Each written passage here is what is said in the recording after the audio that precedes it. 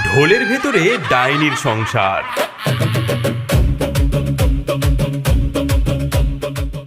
এই তাক ধুমাধুম, এই তাক ধুমাধুম, চলছি আমি ধেই ধেই, মানুষের গন্ধ নেই, ঢোলের ভেতর বড়ার ছেলে চলছি আমি পা ফেলে। এই তাক ধুমাধুম, এই তাক ধুমাধুম, উফ, আর পারছি না।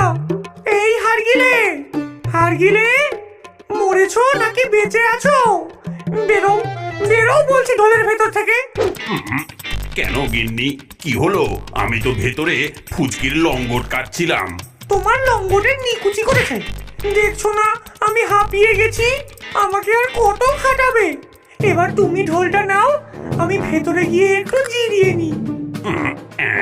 আচ্ছা আচ্ছা, তুমি রাগ করো না, এসো।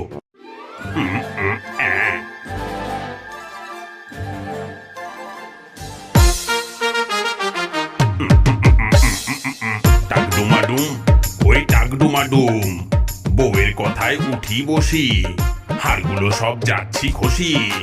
দিনে দুপুরে খাটছি আমি, রাতে বইছি ভীষণ ভার, ঢোলের ভেতর গিন্নি ঘুমায়, ভেঙে গেল আমার হাড়।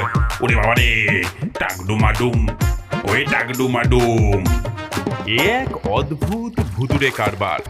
এই ডাইনি পরিবারের না ছিল ঘর, না ছিল দোর, তার সংসারটি ছিল ভারী আজব, এক বিশাল ঢোলের ভেতর।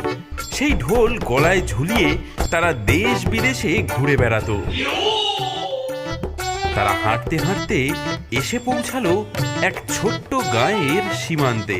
সেই গ্রামেই থাকতো এক গরিব চাষি, নাম তার রামকানু। ওরে বল্টু, উফ, আমার কোমরের বাতটা যা বেড়েছে না, আজ আমি খেতে যেতে পারবো না রে।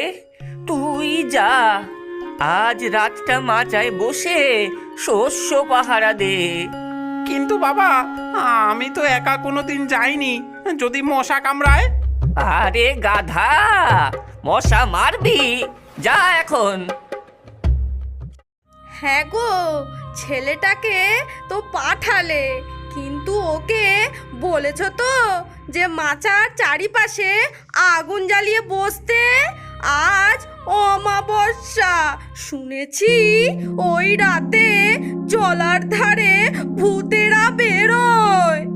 আরে সর্বনাশ, একদম ভুলে গেছি। ইস, এখন কি হবে? দাঁড়াও, আমি গিয়ে